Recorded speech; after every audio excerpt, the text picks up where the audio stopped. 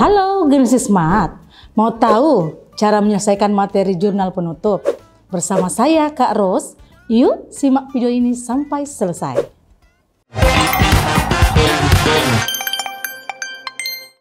Soal nomor 1. Pada tanggal 31 Desember 2017, diketahui usaha kursus akuntansi milik Nona Fitri memperoleh laba sebesar 10 juta rupiah.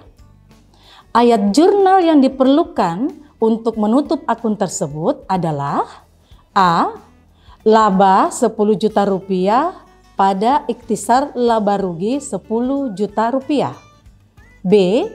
Ikhtisar rugi laba 10 juta rupiah pada laba 10 juta rupiah. C. Ikhtisar laba rugi 10 juta rupiah pada modal 10 juta rupiah. D. Modal 10 juta rupiah pada ikhtisar laba rugi 10 juta rupiah. Atau E. Pendapatan 10 juta rupiah pada ikhtisar laba rugi 10 juta rupiah.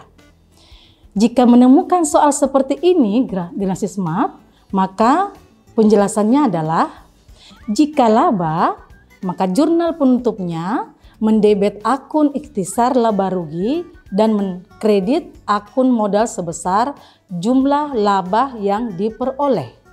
Sebaliknya, jika rugi, jurnal penutupnya mendebet akun modal dan mengkredit akun ikhtisar laba rugi sejumlah kerugian yang diderita. Pada kasus soal tersebut di atas, maka perusahaan memperoleh laba sebesar 10 juta rupiah. Maka jurnal penutup yang benar adalah ikhtisar laba rugi 10 juta rupiah pada modal 10 juta rupiah. Maka jawaban yang benar adalah C.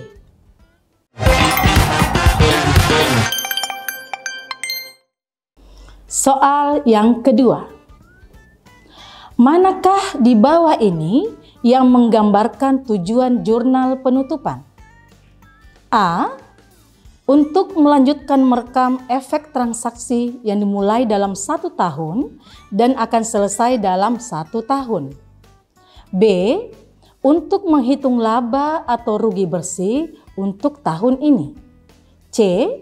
Untuk mempersiapkan buku-buku untuk proses posting dan mengambil neraca saldo. D. Untuk menghilangkan saldo dalam akun pendapatan dan beban hingga mereka memiliki saldo nol pada awal tahun fiskal. Ataukah E. Untuk menghilangkan kebutuhan untuk mempersiapkan jurnal penyesuaian.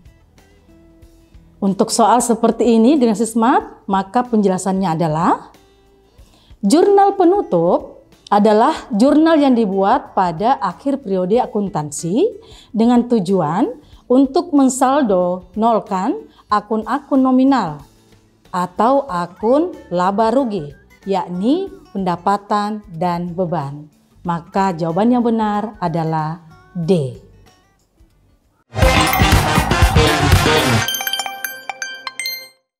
Soal nomor 3. Perhatikan data sebuah perusahaan berikut. Pendapatan jasa 50 juta rupiah. Beban usaha 23 juta rupiah. Modal awal 35 juta rupiah. Modal akhir 60 juta rupiah. Berdasarkan data tersebut, maka jurnal penutup untuk akun Fiverr adalah A. Ikhtisar laba rugi 2 juta rupiah pada Fiverr 2 juta rupiah. B. Fiverr 2 juta rupiah pada ikhtisar laba rugi 2 juta rupiah. C. modal 2 juta rupiah pada private 2 juta rupiah. D.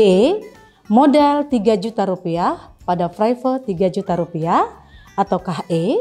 Private 3 juta rupiah pada ikhtisar laba rugi 3 juta rupiah.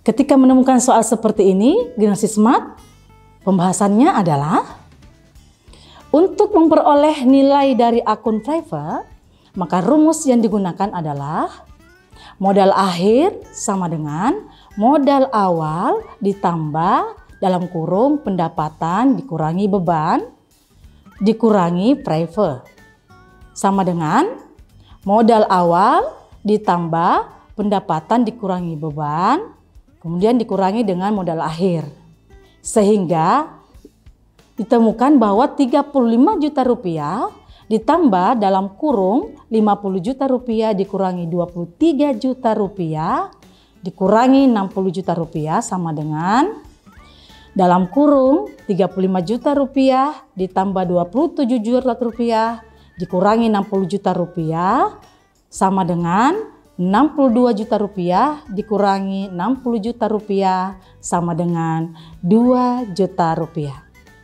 Selanjutnya digunakan aturan jurnal penutup untuk akun private, yakni dengan mendebet akun modal dan mengkredit akun private sejumlah 2 juta rupiah. Maka jawaban yang benar adalah C.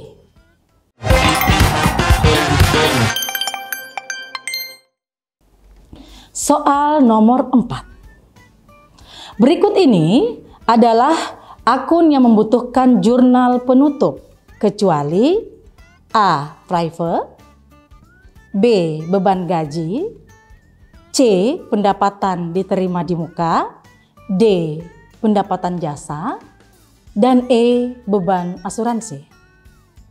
Untuk soal seperti ini, generasi smart, maka penjelasannya adalah akun-akun yang membutuhkan jurnal penutup pada perusahaan jasa hanya ada pada akun pendapatan jasa, beban usaha, private, dan akun ikhtisar laba rugi.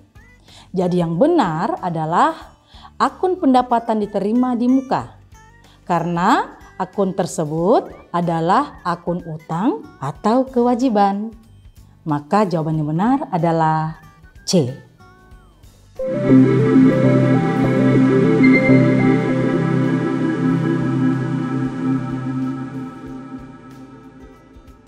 Semoga membantu ya generasi smart. Sampai ketemu pada pembahasan soal selanjutnya. Salam Smart School, generasi smart berkarakter cerdas.